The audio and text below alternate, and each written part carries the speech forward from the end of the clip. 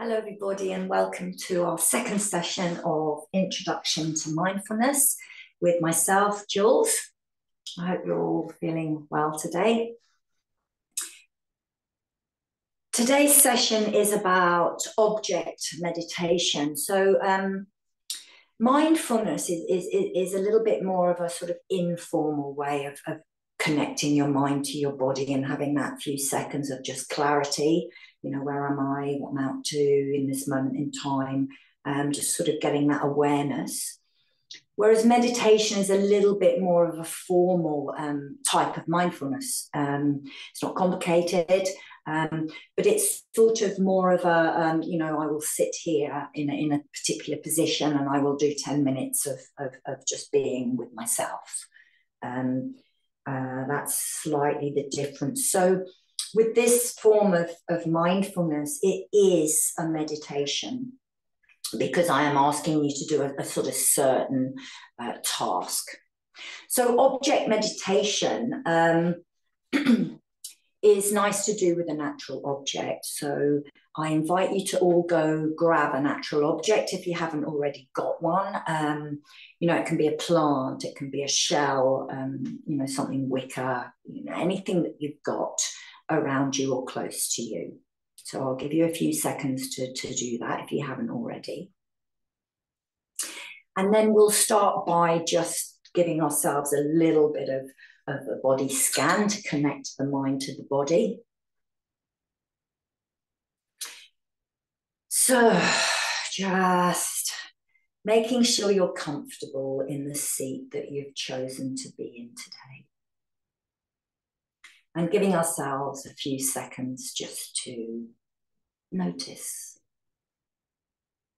Notice our bodies in this little bit of space.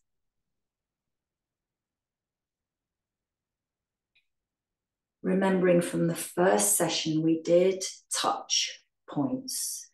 Touch points are where your body is in contact with a surface and you can feel it. So it's a touch. So when you start to go off into your mind, into your thoughts, and we have 90,000 of them every single day, just bring yourself back to where your body is in contact with something you can physically feel. And then that reconnects your mind into your body. Okay. So inviting you to perhaps feel the soles of the feet, perhaps the backs of the thighs, perhaps the buttocks in the seat, perhaps your spine is supported by the back of your chair. Maybe your shoulders are resting. Maybe just that little back of the skull is on the headrest of your chair. But let's just bring our awareness to a touch point to help us connect the mind to the body. Maybe from session number 1, we could practice a little bit of breath work. So do you remember we increased the out breath was one. We increased the in breath, which was another, which I probably don't want you to do right now because obviously that gives us a little bit more uplift. We had a sighing breath, so you might want to just sigh yourself down into the seat of your chair. And then, of course, we did the quite formal 4-4-4-4 square breathing. Whichever you choose or not, as the case may be, you may just want to be with your breath as it is in this moment right now. That's what I'm doing. I'm just being with the movement of my chest. I'm being with the passage of air as it enters my body. And I'm beginning to start to feel a little bit heavier.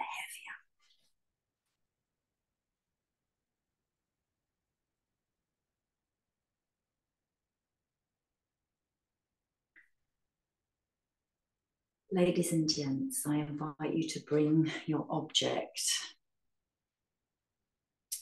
close to you. And first of all, we are going to connect with our sight. So the sense of sight. You can see I got this many years ago from the seaside, and it's obviously a bit of 2x4 timber that's been rocking and rolling in the sea for quite some time. You can see it's, I absolutely love it. It's really indented with the waves of the sea. I almost get a sense of the rhythm of the sea when I look at this object. So using our sight, first of all, close up, what are you seeing? Far away, what are you seeing? Upside down, what are you seeing? Object as a whole, what are you seeing? Object made up of a summary of all its parts. So lots of individual little bits that make up the whole. So W-H-O-L-E, whole. Yeah. So we're a whole entity of parts that make up our whole being. Same with an object. What do you see?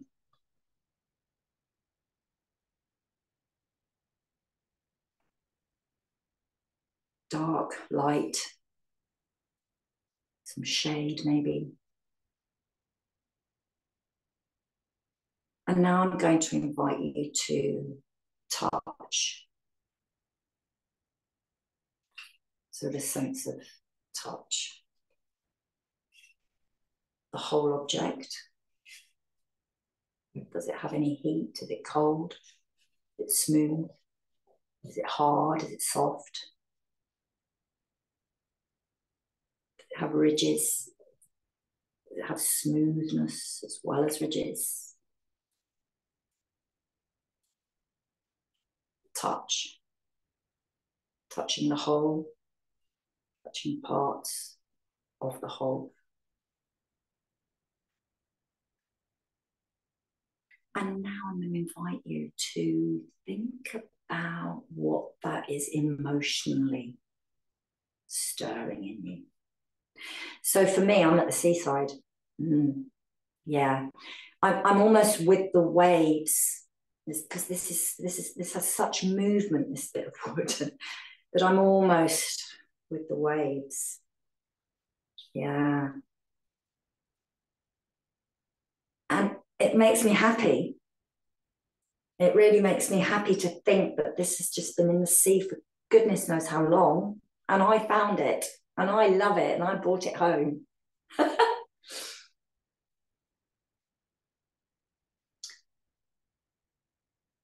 So touch. And what is that evoking in you? So visually, we can evoke an emotion. Touch, we can evoke an emotion. So just looking at it can create an emotion. And then touching it obviously will create stimulus as well as emotion. The stimulus on your fingers might not be very nice. It might remind you of something in your childhood that you didn't like feeling or touching. So that might bring a different emotion. And you know, there's no judgment to those emotions. Just note to self, oh, that made me feel a bit weird. Okay, and let go of that. Yeah.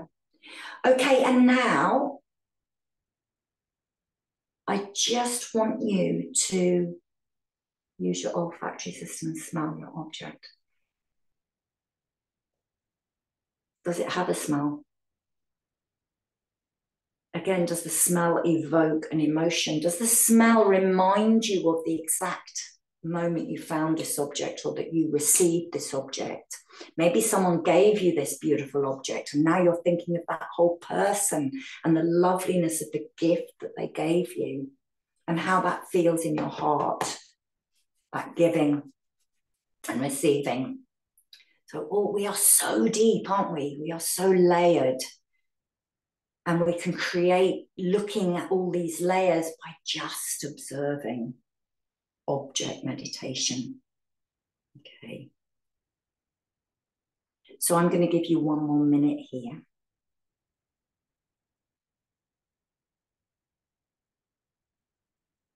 I love that it's a square, but it's circles.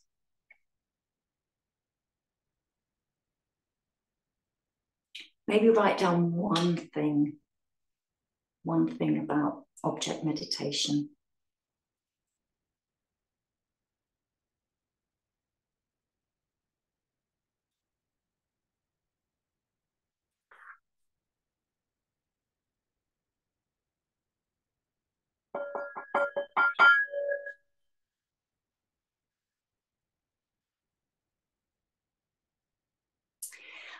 I hope you noticed while you were experiencing that object meditation that your mind was not thinking of sort of other things. And you know, that in itself has such a clarity. And I invite you now, as we go into our little body scan before we move on to banking the good, is just to sit now, thinking of your touch points, connecting your mind to your body, becoming aware of your breath. And I'm going to ask you, how do you feel right now? And has the feeling changed from when I first asked you before we started the object meditation? I certainly feel a little bit more relaxed around I had quite a sort of headiness in my eyes and my forehead today. I actually feel that I'm a little bit lighter around that sort of area. So maybe you've had a little bit of a shift in something, but you know, maybe you haven't, and that is okay. All right. You don't have to feel something.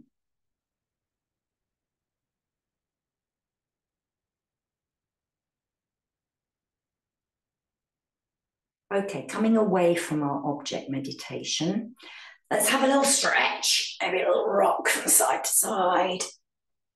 Maybe we could do a few twists and turns just to get that spine in a bit of rotation. It's always good when you're sat on a chair. For us office people, it's so good for you because your hips stay still and your spine does this lovely rotating. And here we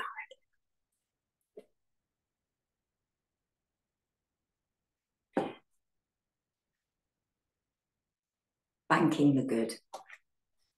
I hope you've all managed to find yourself a jar.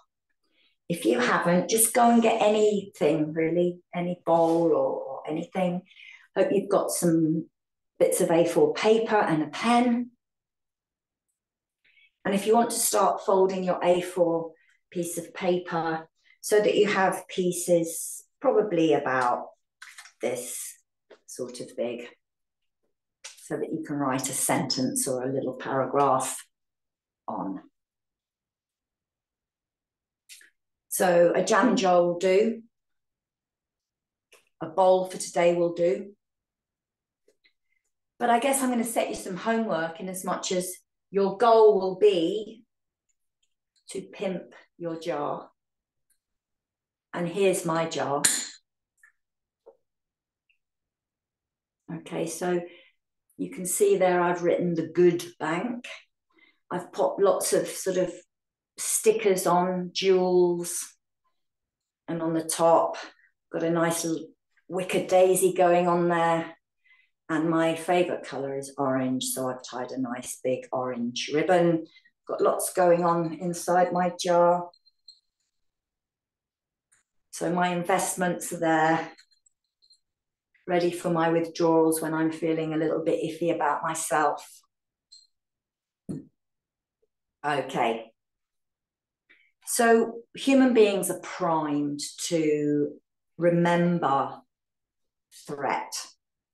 So in this day and age, a threat for us would be a negative comment, someone shouting at you that you've parked in the wrong slot in the car park. That's a family bay or not a family. You know, something, your boss has had you in saying your work isn't good enough or you didn't meet the deadline. anything that you feel threatened by, okay? And all of us feel threatened in different ways by different things. And this is why we tend to always focus on negative experiences, because we had to back in the day.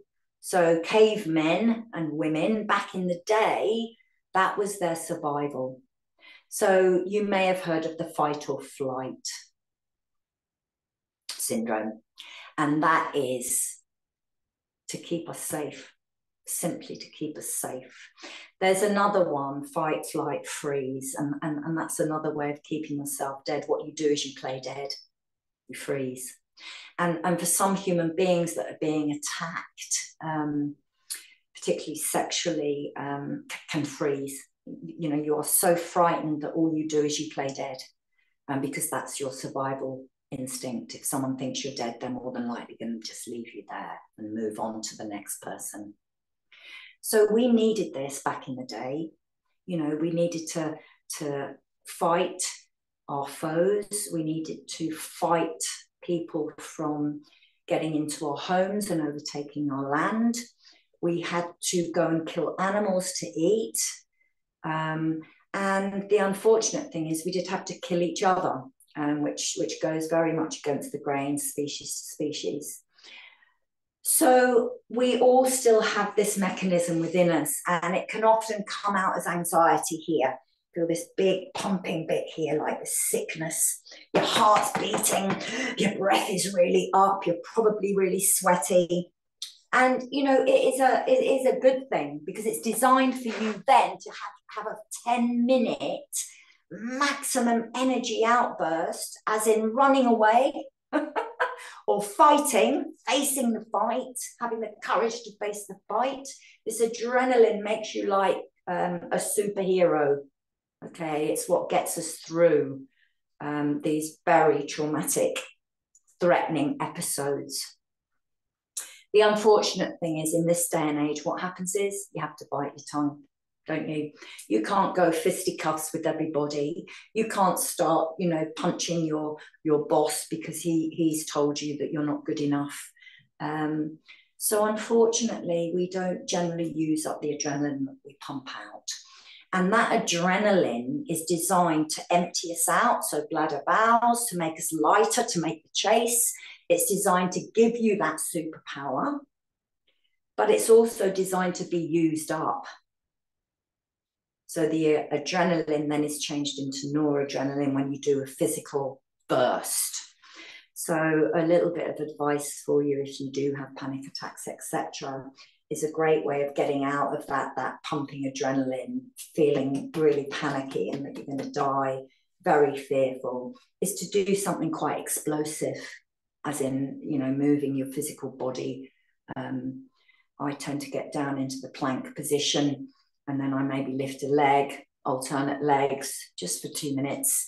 And it does give you that mind reset, and it uses up the adrenaline, which is very toxic to the body. Over a long period of time, if you're consciously anxious, constantly stressed, you will eventually have some sort of depressive episode, because it will change the chemicals and the balances in your brain. So yeah, banking the good. Back to our bank of good. I invite you to sit comfortably, and let's just connect our mind to our body.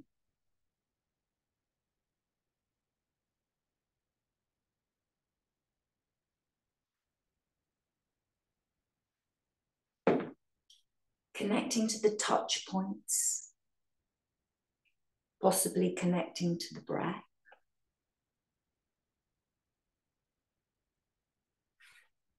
Maybe note to self how you're feeling right now in this moment. Maybe write that down.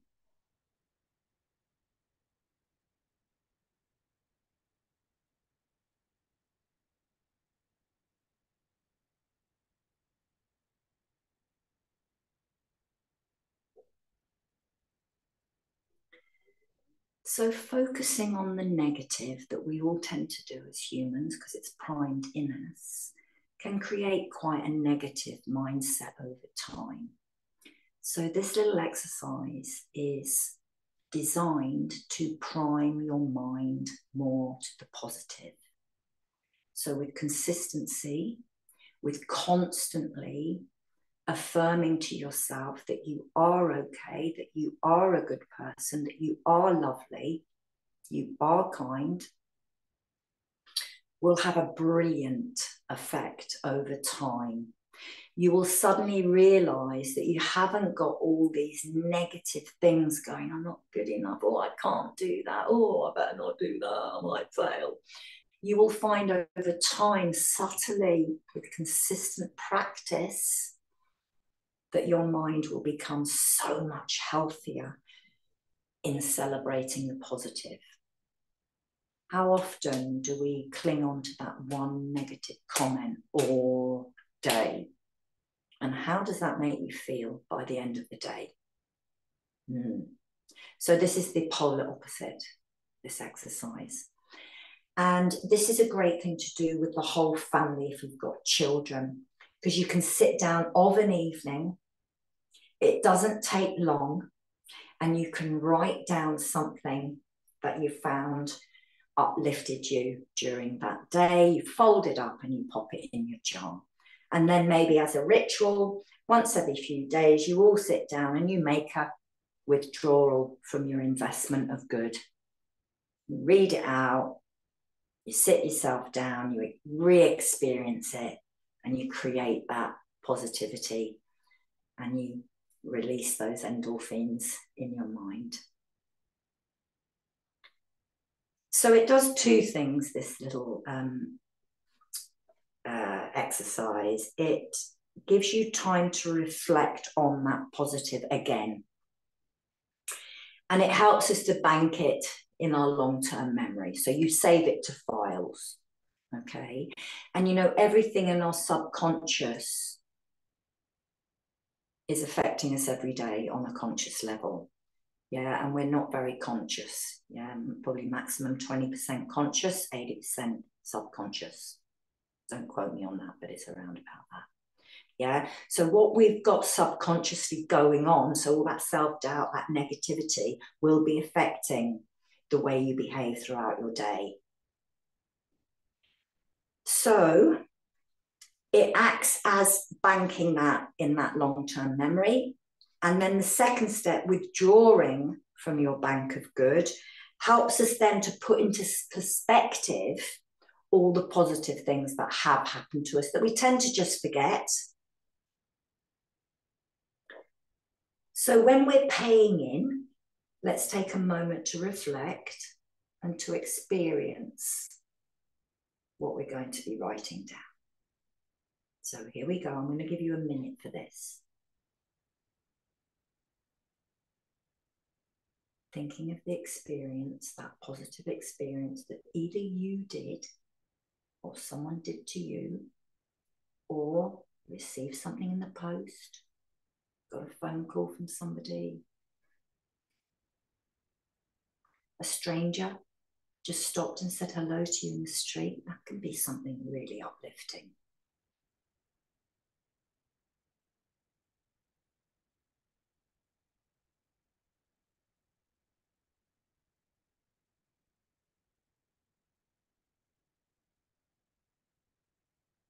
Be as specific as you can, describing that moment.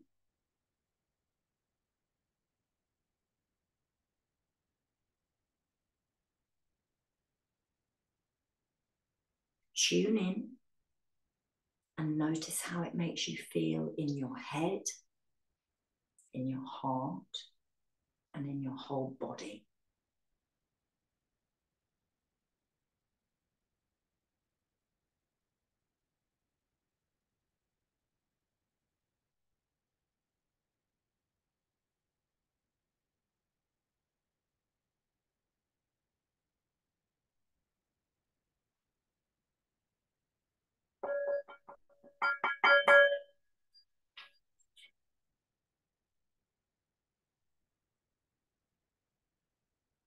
Well done. Now fold up your piece of paper And either put it to one side if you haven't got a jar with you, or pop it in your jar.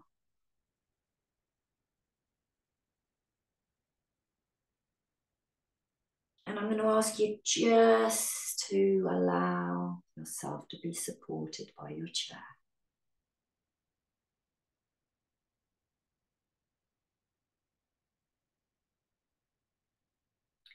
And I'm going to show you a withdrawal. So I've invested over time into my jar.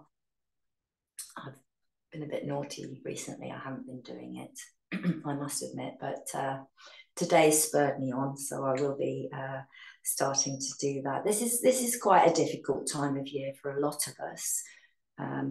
So, you know, now, today, right now might be a time for you to start your investment jar. So let's make a withdrawal. So perhaps you're feeling a bit down. Perhaps you have had a negative experience from somebody. You get home and you just begin to think, oh, I am gonna stop. Grab your investment jar, sit down, connect your mind to your body, and grab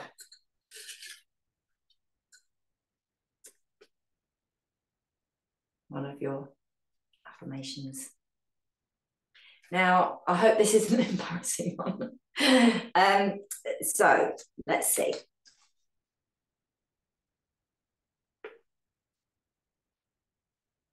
Can you see already? Yeah, I'm laughing. So again, sit yourself down. Yeah, connect your mind with your body. Use your touch points. Maybe think about your breath. You know, use a good 30 seconds to a minute just to settle yourself. Take your investment out, and if you're doing it with your family, do it one by one so that you can all experience what they're experiencing, which again will swell up your heart in a good way. And I'm going to read out mine. I like to put the name of the person, if I know the person who's given it to me, and a date. Okay, so this goes back quite a long way. You were the brightest pupil in the class. And that was my best friend, Lottie. And that was on the 25th of May, 2022. So that's going back quite some time. And the reason I'm smiling and laughing is because, you know, my belief system at school was that I was really stupid. I was dyslexic. And I went to a very strict convent school, which was amazing for me because it was very structured, very regimented, very repetitive. We had to do proper handwriting classes, so that really helped. But I always thought that I was a bit stupid. So that to me is huge. And that to me makes me feel so happy because as an adult, I still would have a belief system sometimes, you know, when I was feeling a bit low, a bit negative, or had to face something at work that was overwhelming with lots of words on a piece of paper. Computer work for me is still really challenging. Even though I'm 61, I can sometimes feel that child again at school, feeling really stupid. Because I couldn't do certain things. And I hid it really, really well. I couldn't tell the time until I was about 14, but I hid that really well. So yes, there you go. You were one of the brightest in the class.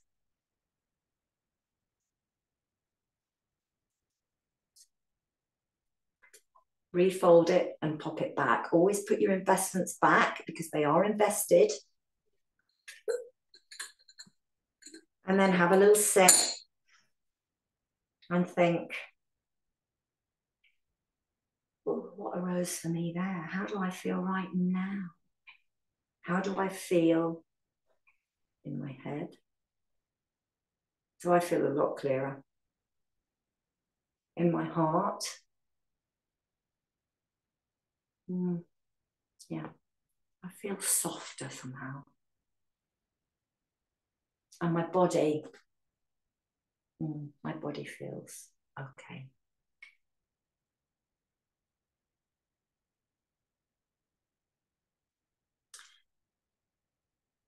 I hope this has been helpful, and I hope I've given you just a little bit of insight into mindfulness and how you can create a better reaction in life to difficult, challenging situations. So good luck with the rest of the Healthy You. I hope to see you again in some of my other sessions. I'm teaching the beginners Pilates and I'm teaching the ecstatic dance, which should be fun. So yeah, take care of yourselves and bye for now.